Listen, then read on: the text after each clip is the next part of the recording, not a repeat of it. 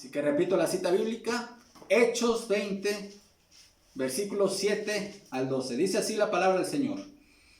El primer día de la semana, reunidos los discípulos para partir el pan, Pablo les enseñaba, habiendo de salir al día siguiente, y alargó el discurso hasta la medianoche. Y había muchas lámparas en el aposento alto donde estaban reunidos. Y un joven llamado Eutico, que estaba sentado en la ventana, rendido de un sueño profundo, por cuanto Pablo disertaba largamente, vencido del sueño, cayó del tercer piso y fue levantado muerto. Entonces descendió Pablo y se echó sobre él, y abrazándole dijo, no os alarméis, pues está vivo. Después de haber subido y partido el pan y comido, habló largamente hasta el alba, y así salió. Y llevaron al joven vivo y fueron grandemente consolados. Oremos. Bendito Padre Celestial, me encomiendo a ti, Señor, en esta mañana, para que tú uses mi vida, pero sobre todo uses tu palabra, Señor, para glorificar el santo nombre de tu Hijo Jesucristo. Para que tu glorioso evangelio, ese evangelio eterno, Señor, sea predicado, sea exaltado en esta mañana. Exáltate, Padre. Exalta tu palabra, Señor. Sé glorificado. En Cristo Jesús oramos. Amén. El culto cristiano, un espacio de celebración, instrucción y consolación. Así debe ser nuestras reuniones dominicales, hermanos. Un espacio de celebración, un espacio de instrucción y un espacio de consolación. Hace algunos años, hace pocos años, unos 2 años, yo leí un artículo que me llamó mucho la atención de lo que estaba pasando en Europa. En algunos países, ustedes saben que Europa es una sociedad postcristiana. Ellos están viviendo el postcristianismo. Es un continente que ahora necesita ser evangelizado. Ellos nos evangelizaron. Bueno, ahora Europa necesita ser evangelizada. Están viviendo la era postcristiana. Si el secularismo se ha arraigado en alguna sociedad actualmente, es justamente en la Europa occidental. Bueno, estaba leyendo que en algunos países de estos, de donde está muy arraigado el ateísmo, donde hay una alta proporción de ateos, ya hay asociaciones de personas que se identifican a sí mismas como ateas, y que decidieron, y esto es lo interesante del artículo que yo leí. ¿Sabe qué decidieron esta organización en uno de estos países? Tener reuniones semanales para compartir reflexiones para fortalecer su ateísmo y tener compañerismo ateo. Es decir, una imitación del culto cristiano, pero versión atea. Y es que el artículo decía que algo que reconocen los ateos de la iglesia cristiana es justamente el compañerismo que se llega a dar en las iglesias locales. La importancia de esas reuniones que los cristianos tenemos domingo a domingo, en donde nos vemos, nos oramos unos por otros, adoramos juntos a Dios, escuchamos de la palabra de Dios. Ellos veían un valor, aunque no comparten nuestra fe, pero ellos el formato de culto lo estaban adoptando para su ateísmo. Y eso es impactante, hermanos, como una actividad tan importante como es nuestra reunión dominical, despreciada por muchos cristianos profesantes que la ven simplemente como un espacio opcional, que el día que tengo yo ganas de sentirme o me siento espiritual o quiero simplemente alimentar, bueno, ese día, ese domingo iré al culto. Despreciado el culto dominical por muchos. Se encuentra un valor. Los ateos son capaces de ver el valor de la fraternidad cristiana. ¿Es relevante el culto cristiano el día de hoy? ¿Tendrá alguna trascendencia lo que ocurre en el culto cristiano?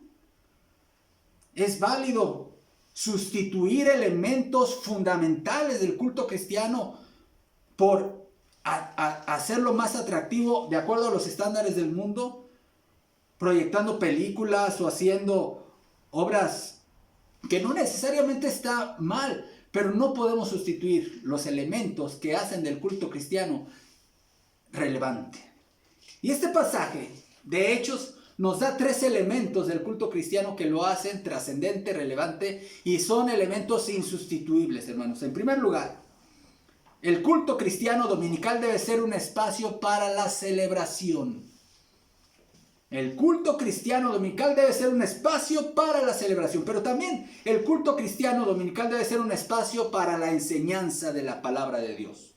Y en tercer lugar, el culto cristiano debe ser un espacio para la consolación. Veamos el primer punto, hermanos. Versículo 7, Hechos 27. El primer día de la semana, reunidos los discípulos para partir el pan. Y el versículo 11 sigue diciendo también, después de haber subido y partido el pan y comido. Miren, amados hermanos, la iglesia cristiana desde el principio empezó a reunirse los domingos. Veían el primer día de la semana como el día de adoración a Dios. Es decir, cuando Jesús, nuestro Señor Jesucristo, resucita a los muertos, eso ocurrió un domingo. Y el domingo de resurrección, hermanos, Jesucristo, nuestro Señor, celebró el primer culto cristiano con sus discípulos donde estaban ellos reunidos. Y el segundo culto cristiano dominical lo celebró y lo presidió el Señor Jesucristo, ahora estando presente Tomás, que no había asistido al culto el domingo anterior.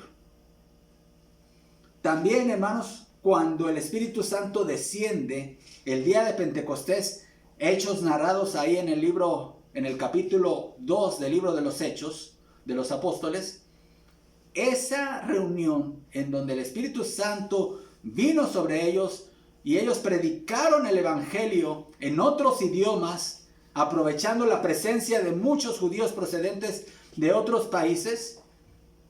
¿Saben qué día de la semana era? Cuando se hace el recuento de los días, son 50 días después de la Pascua, era un domingo. La iglesia cristiana nació un domingo. Así que era el día de celebración, era el día de observancia cristiana. Por eso aquí vemos que ya para cuando el Evangelio había llegado al Asia Menor y a Europa, hermanos, ya era una costumbre. Dice este pasaje, el primer día de la semana, es decir, el domingo, reunidos los discípulos para partir el pan. ¿Cuándo se reunían los discípulos para celebrar la cena del Señor, hermanos? En domingo. Así que es un culto de celebración. Nuestra sociedad necesita motivos para celebrar. Los cristianos vivimos en una fiesta constante. Cada día estamos de fiesta los cristianos. Cada domingo estamos nosotros festejando, estamos celebrando. ¿Qué? Que Cristo vive, que nuestro Redentor vive, que nuestro Salvador se levantó de los muertos venciendo para siempre la muerte. Y con esa resurrección nos dio esperanza. Por eso nos reunimos el domingo. Así que el domingo, el culto cristiano, no es una reunión para tener caras largas como en un funeral. Miren, yo sé la importancia y siempre lo he enfatizado, la importancia de la reverencia del culto, hermano. Pero llevado el tema a extremos, muchas veces hemos convertido el culto cristiano en un ambiente funerario. Y para nada el culto cristiano debe tener ni caras largas, ni un ambiente de tristeza, ni de derrota, de soledad, de una situación no festiva, porque estamos de fiesta, hermanos. Así que todos nosotros debemos contribuir, desde quien nos preside, desde quien participa, desde quien... gracias a Dios, hermanos, por eso le llamamos servicio. ¿Por qué? Porque nos servimos. Si se dan cuenta, yo me gozo al ver participando a diferentes hermanos en diferentes puntos del servicio. ¿Por qué? Porque nos servimos. Unos de un modo, unos unos orando, unos leyendo la palabra, otros dando la bienvenida, otros orando por las gratitudes. Es un servicio, hermanos. Pero todos los que tenemos alguna participación debemos contribuir a hacer esto un acto festivo, porque el culto cristiano es una celebración, hermanos. No más caras largas en nuestros servicios dominicales. No más rostros de amargura. ¿Por qué? Porque somos felices. Somos la gente más feliz del mundo, los cristianos, porque tenemos esperanza en nuestro Señor. Vive. Eso significa la reunión que sea en domingo, hermanos. Es un espacio de celebración. Y celebramos, hermanos, entre otras cosas, el sacrificio de Cristo. Vean, para esta expresión, para partir el pan, estos hermanos de Troas se habían reunido ahí para celebrar la cena del Señor. Los historiadores de la iglesia concuerdan en que al principio la cena del Señor se celebraba cada domingo. Cada domingo era algo que normalmente se hacía así. Ahora, esto ha sido normativo en algunas iglesias no es normativo. En el caso de nosotros, pues hemos adoptado la costumbre de celebrarlo una vez al mes, pero no pasa nada, la frecuencia no indica nada. Lo importante, hermanos, es no dejarla de celebrar y reconocer el significado profundo de la cena del Señor. La iglesia cristiana en la antigüedad, muy al principio, celebraba la cena del Señor en el marco de una celebración llamada ágapes o fiestas de amor. Fiestas de amor. Y es que cada quien llevaba una comida, ¿sí? Es decir, era de traje. Era de traje, es decir, se ponían de acuerdo y cada familia llevaba una comida, y antes de celebrar la cena del Señor participaban de lo que todo el mundo llevaba. Y entonces, en el marco de esa convivencia, de esa fiesta de ágape, entonces ya el ministro celebraba la cena del Señor y se recordaba el sacrificio de Cristo, y le llamaban el partimiento del pan. ¿Cómo se llamaba la cena del Señor antes? El partimiento del pan, ¿sí? Porque justamente el Señor Jesús partió el pan y lo repartió a sus discípulos. Pero el hecho, hermanos, de que la reunión fuera el primer día de la semana, yo sé que ahora hay grupos muy respetables, pero no estamos de acuerdo con ellos, en que insisten en que se debe ser en sábado. Pero hay varias razones por las cuales nosotros no creemos que el cristiano deba guardar el sábado. La primera es porque, aunque un día de descanso y adoración está demostrado por Dios desde la creación, el sábado fue dado a Israel, únicamente a Israel, como una señal del pacto mosaico. Esto está en Éxodo 31, Ezequiel 20 y Nehemías 9, hermanos. Puesto que los cristianos estamos bajo el nuevo pacto, no se nos exige observar una señal que fue dada solamente al pueblo de Israel en el pacto mosaico. Segunda razón por la cual no guardamos el sábado, no nos reunimos el sábado. No existe en el Nuevo Testamento ninguna orden, ningún mandamiento respecto a que los cristianos debamos guardar el sábado. Tercera razón, incluso durante la dispensación mosaica, el Antiguo Testamento no ordenaba a las naciones que no eran Israel a observar el sábado. Ni siquiera los condenaba a los otros pueblos por no hacerlo. Y eso, hermanos, es una prueba más de que este mandamiento fue dado exclusivamente a la nación de Israel. Cuarta razón, no existe registro bíblico. No hay registro bíblico de que alguien observara el sábado antes de la época de Moisés. Y de igual modo, el primer mandato de guardar el sábado aparece en la ley de Moisés en el Sinaí. Quinta razón por la cual no guardamos el sábado los cristianos: el Concilio de Jerusalén, en donde se debatió, ustedes recuerdan, ya vimos este pasaje, la obligación que algunos querían imponer a los cristianos gentiles, no judíos, de que se convertían al cristianismo, de que estaban obligados a guardar la ley, no estableció el guardar el sábado. Sexta razón, ya en las cartas, que esas sí son normativas, las cartas apostólicas, hermanos, no existe ningún mandamiento, ni por parte del apóstol Pablo, ni por parte del apóstol Pedro, ni por nadie, hermanos, de guardar el sábado, ¿sí? En sus epístolas el apóstol Pablo advirtió a los gentiles acerca de muchos pecados, de diferentes pecados, pero nunca los condenó por no guardar el sábado. Séptima razón, en Colosenses se describe el sábado como una sombra de Cristo. Ahí se le llama que era una sombra. Y hermanos, cuando algo es una sombra, quiere decir, una sombra no es la esencia. Una sombra simplemente es una proyección de algo que sí existe, algo que sí tiene esencia. Así que si el sábado era la sombra, nosotros estamos llamados, ahora tenemos la esencia que es Cristo Jesús. La sombra ya no es vinculante para nosotros, puesto que la esencia que es Cristo ya ha venido. Octava razón por la cual no guardamos el sábado. Pablo reprende a los Gálatas por creer que Dios esperaba que ellos observaran días especiales, tales como el sábado. Novena razón. En Romanos 14:5 se declara que observar el sábado era asunto de una preferencia personal entre aquellos que eran miembros de la iglesia, que eran judíos, hermanos. Y entonces ellos todavía en su crecimiento espiritual se sentían obligados de guardarlo. Y era una cuestión de tolerancia simplemente. Debía tolerarse hasta que ellos volvieran a su crecimiento espiritual y llegaron a un nivel de madurez y de entendimiento en su libertad cristiana. Décima razón. El libro de los Hechos y los posteriores escritos de los padres de la iglesia primitiva aclaran que la iglesia desde sus inicios se reunía en domingo para adorar, como lo estamos viendo en este pasaje de Hechos capítulo 20, hermanos. Así que la reunión cristiana desde el principio fue en domingo. Y para nosotros es un gozo reunirnos en domingo porque nos recuerda la resurrección de Jesús. Adoramos al Cristo vivo sirvo cantamos también. Ahora, ¿cuál es el propósito de nuestras reuniones cristianas? El propósito, por mucho tiempo se ha debatido si es el tema central es la cena del Señor o debe ser la predicación, hermanos. Realmente ambos son los temas fundamentales de la reunión cristiana. La adoración, el recordar que Cristo resucitó, que Él vive, ¿sí? Pero también proclamar su muerte a través de la conmemoración de la cena del Señor.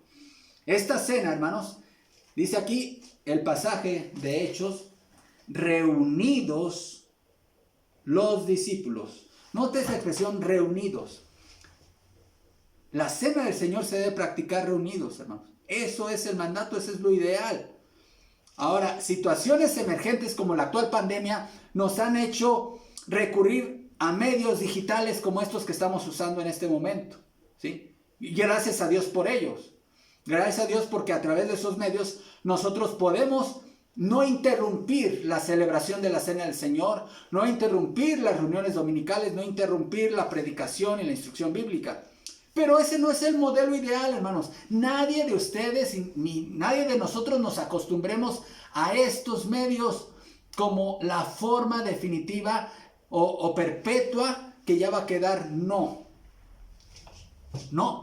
¿Por qué? Porque la vida cristiana es de reunión. Los seres humanos, hermanos, fuimos creados y diseñados para la presencialidad, para reunirnos, para mirarnos, no a través de una pantalla, sino mirarnos en la presencialidad, para el contacto físico, para el abrazo, para el estímulo, para escuchar las voces de mis hermanos alrededor mío, alabando a Dios también. Ese es el diseño definitivo. Esto es un recurso emergente al cual hemos recurrido por la emergencia de la pandemia, pero no es lo definitivo. Dice la palabra de Dios, reunidos. Y todos, hermanos, debemos de buscar e impulsar y trabajar, y estamos de hecho en ese camino, para que muy pronto el Señor nos conceda regresar a la presencialidad. Por supuesto que lo hacemos con toda prudencia, como lo hemos observado, y cuando tengamos cultos presenciales seguiremos teniendo las medidas de control que han establecido las autoridades, pero debemos de dar pasos firmes con valor hacia la presencialidad. Pero esto no significa que ahora, por ejemplo, el día de hoy que vamos a celebrar la Cena del Señor, aquí vía Zoom, hermanos, quiere decir que esta celebración carezca de validez por el hecho de que sea a distancia. Yo he citado en otras ocasiones 1 Corintios capítulo 5 y le invito a ir en esta mañana a este pasaje, 1 Corintios 5, versículos 3 al 5. Cuando la iglesia de Corinto tenía la necesidad de tomar un acuerdo respecto a una persona que estaba viviendo en inmoralidad sexual al interior de la iglesia, Pablo dice, ¿cómo es posible que no hayan tomado ya una decisión respecto a este asunto? Era necesario que ustedes se reunieran para tratar el asunto. Pero bueno, dice, yo me encuentro fuera de Corinto. Estoy a la distancia, pero ausente en cuerpo, pero presente en el espíritu. Ya yo he juzgado lo que se debe de hacer. Vean lo que él les instruye. Versículo 3, capítulo 5.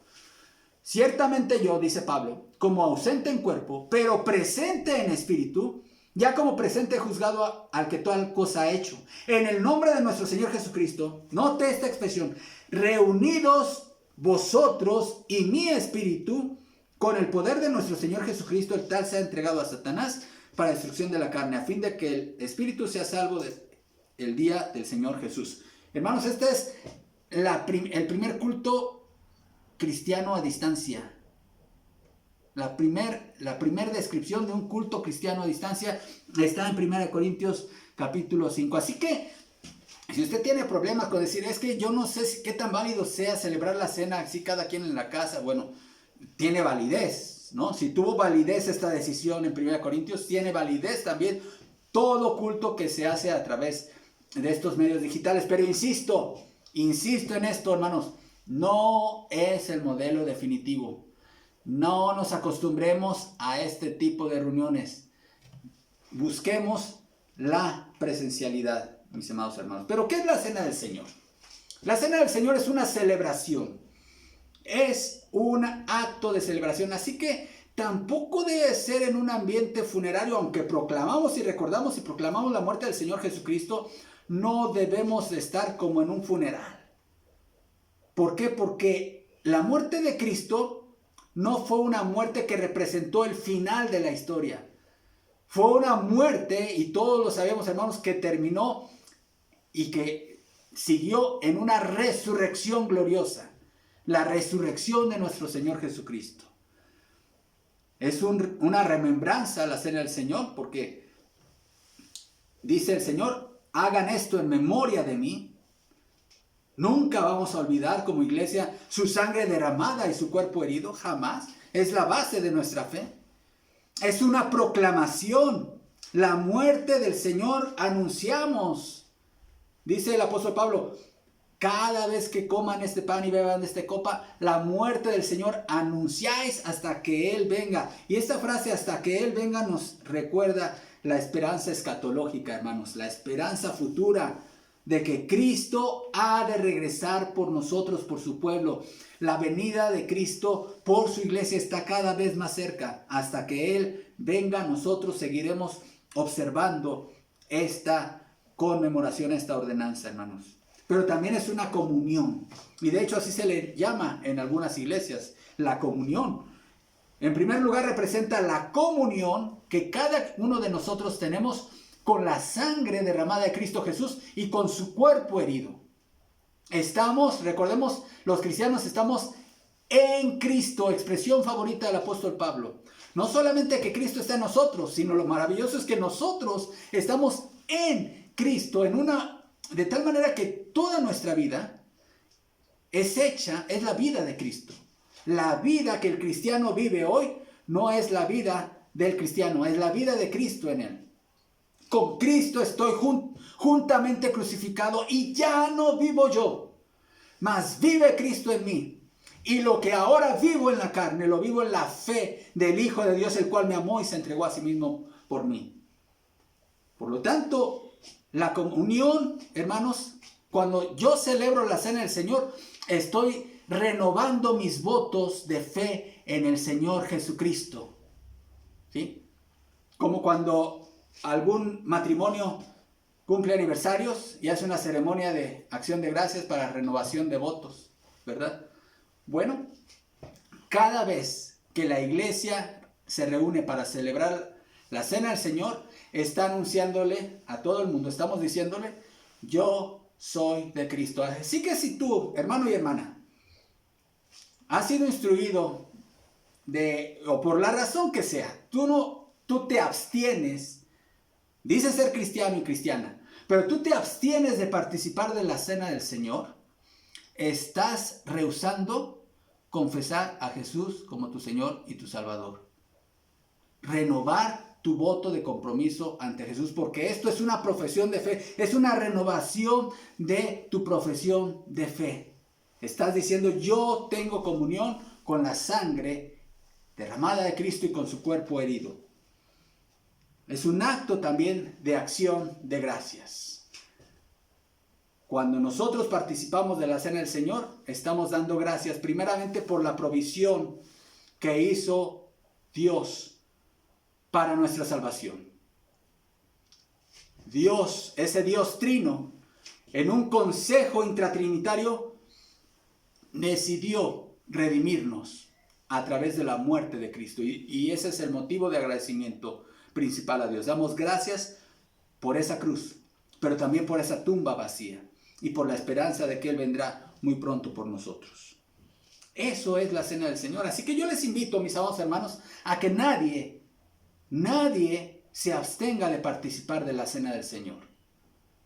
Si tú dices, bueno, es que lo que pasa es que tengo un pecado no confesado, pues ¿qué esperas para confesarlo, hermano?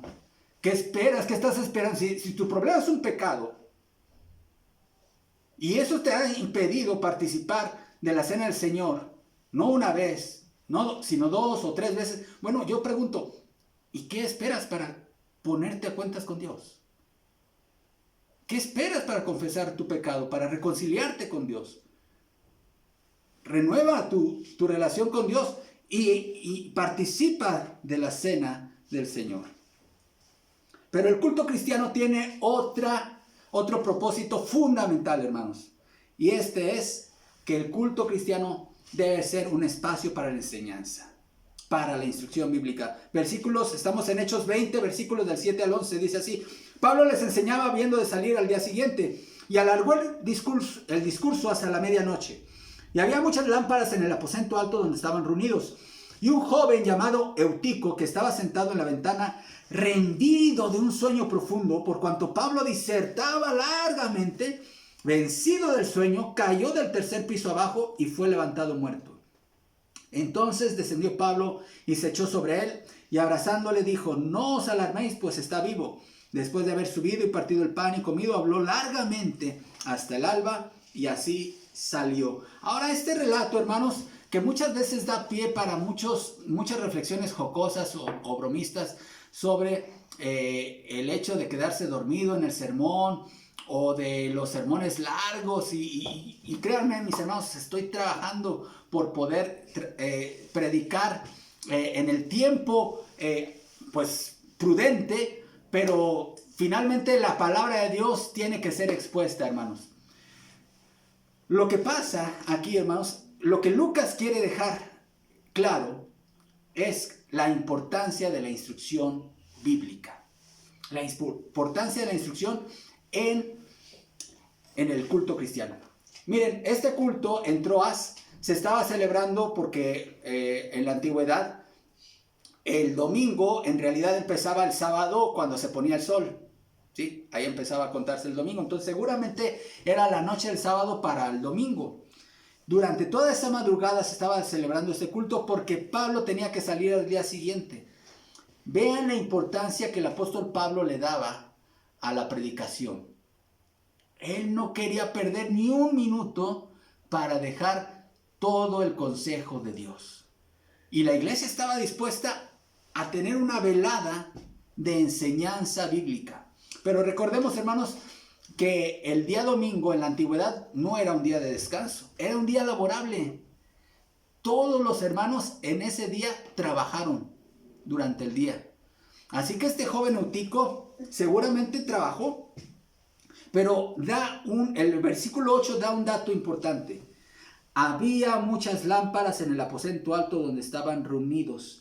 Y este dato es interesante, hermanos, porque estas lámparas, leyendo un poco acerca de cómo se alumbraban las habitaciones en la antigüedad, emitían ciertos vapores que tenían un efecto adormecedor sobre los que estaban cerca de las lámparas.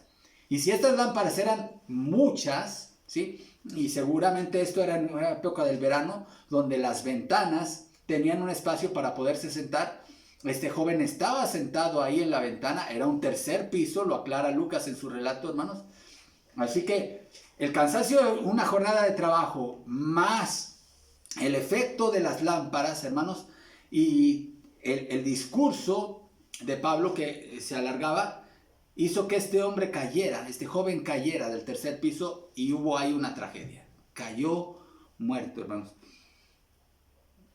Y inmediatamente alguien pudiese confundirse y decir, bueno, es que Pablo dice cuando se echó, dice, no estaba muerto. Pero Lucas, que era un testigo presencial y aparte era médico, él podía haber certificado la muerte. Efectivamente murió, hubo aquí un acto de resurrección.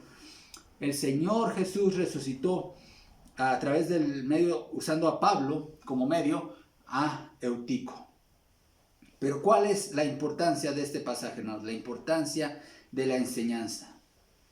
Un cristiano puede haber alcanzado grandes niveles de crecimiento y madurez espiritual, pero nunca nadie será tan maduro en la fe como para no necesitar la enseñanza y la instrucción bíblica. Nunca habrá un cristiano, por más años que tenga en la vida cristiana, que no necesite la enseñanza bíblica. En esta escuela, la escuela de la fe, hermanos, nadie se gradúa. Siempre habrá algo nuevo. Siempre habrá algún nivel de profundidad doctrinal por conocer. Siempre habrá una nueva habilidad ministerial que desarrollar, una forma nueva de desarrollar tu ministerio y hacerlo más fructífero. Recordemos que una de las características de todo ministro eficaz de Dios es ser enseñable. Ahora, muchas iglesias han considerado la predicación como algo sustituible del culto cristiano. Hay personas, hermanos, que han llegado a decir que un culto cristiano puede llevarse con todos los puntos sin que haya predicación. ¿Realmente puede ser eso un culto cristiano sin predicación? Miren, una de las cosas que trajo la Reforma Protestante fue el poner en el centro del culto dominical la predicación expositiva de la palabra de Dios. Porque el gran problema que tenía la iglesia medieval es que se habían sustituido los rituales por la enseñanza bíblica. Incluso muchos ministros eran totalmente ignorantes de las doctrinas básicas.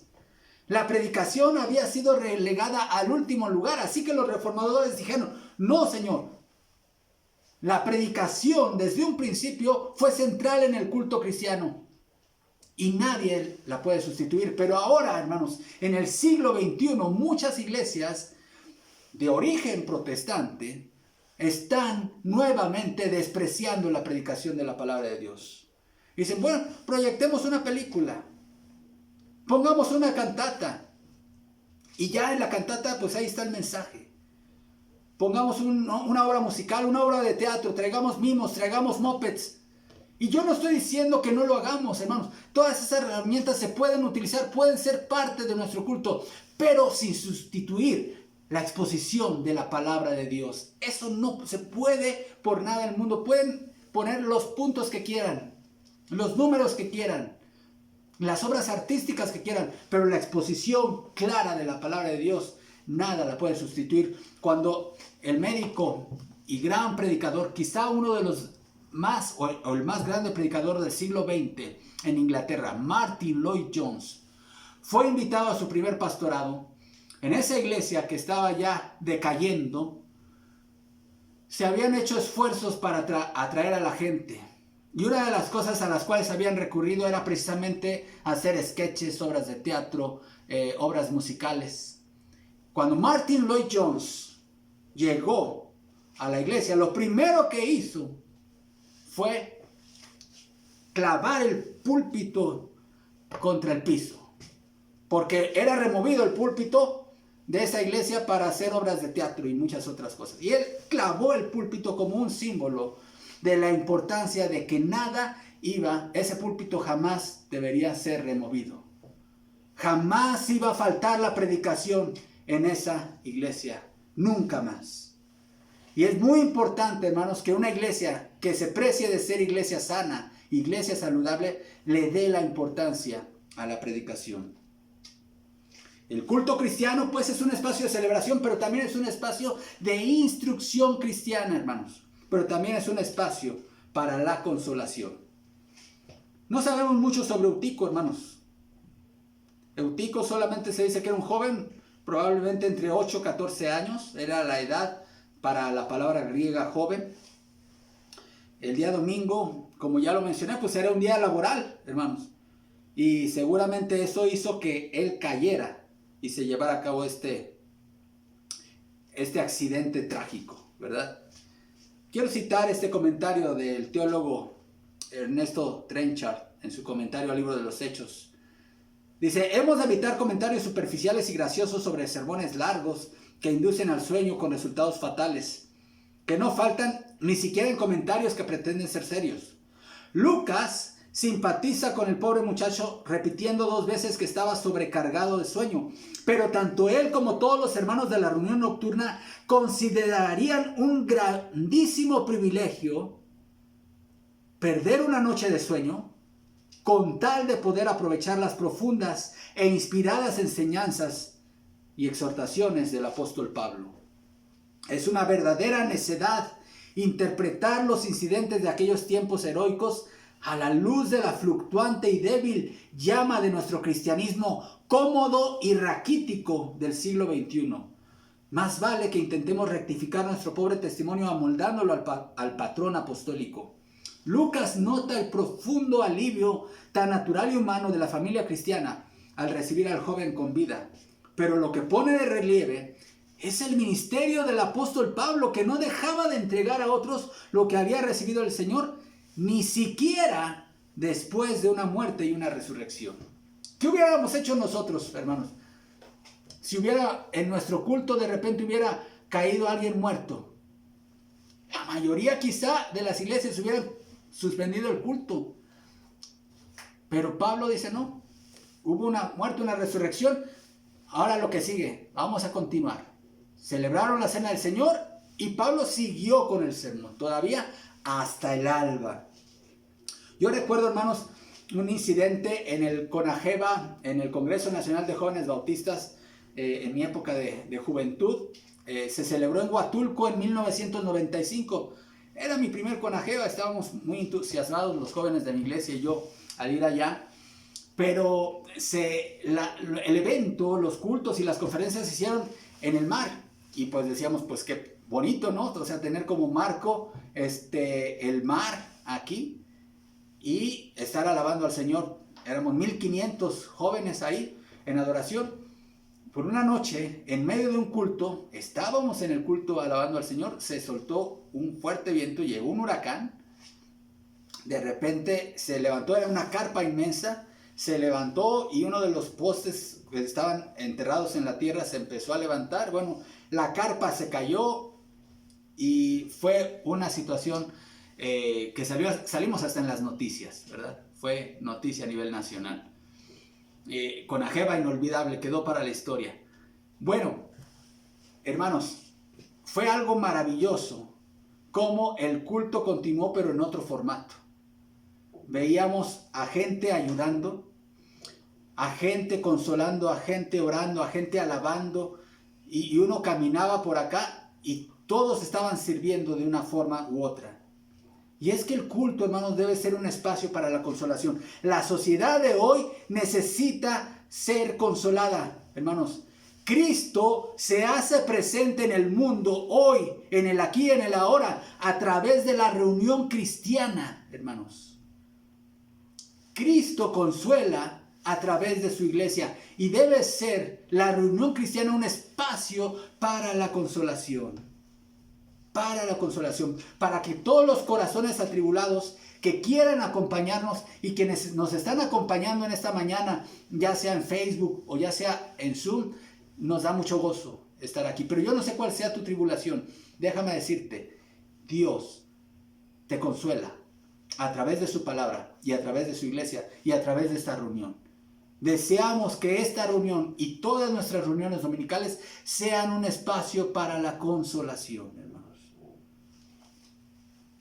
Realmente están cumpliendo nuestras reuniones dominicales con el propósito por el cual fueron diseñadas por Dios, hermanos? La Biblia dice que la iglesia es el cuerpo de Cristo.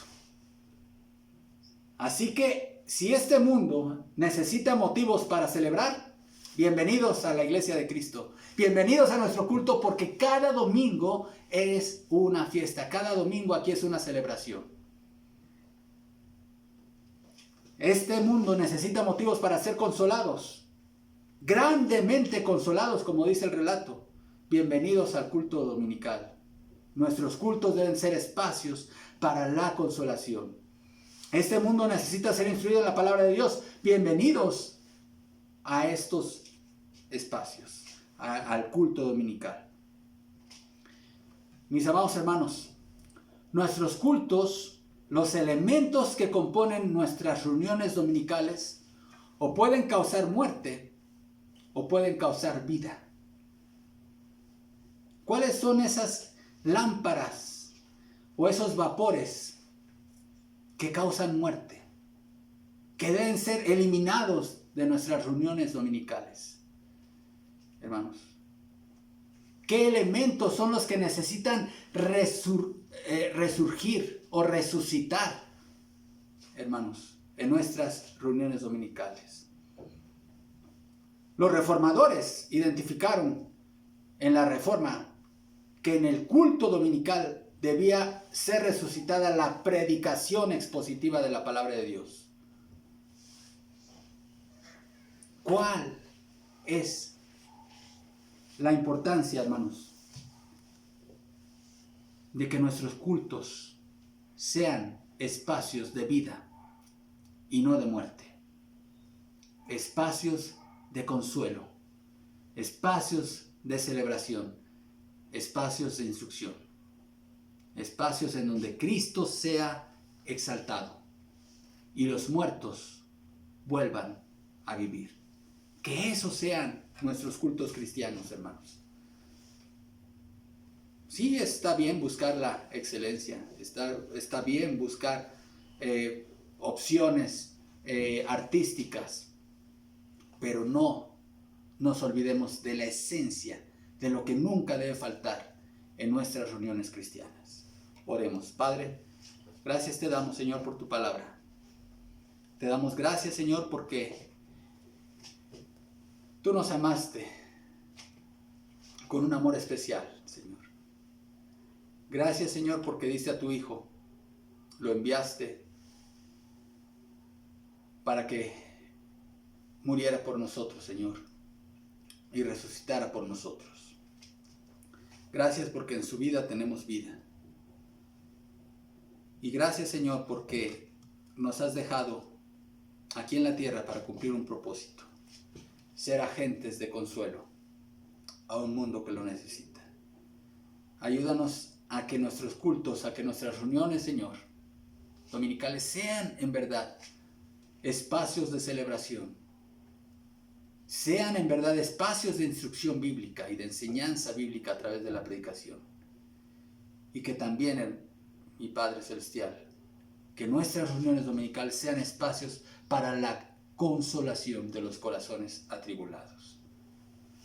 Úsanos, Padre, para que nuestras reuniones sean cada vez más trascendentes ante tus ojos, más agradables porque son para ti. No nos reunimos para agradarnos a nosotros, nos reunimos para agradarte a ti, para darte gloria a ti. En Cristo Jesús oramos. Amén. A continuación, mis amados hermanos, les invito a preparar los elementos para la cena del Señor.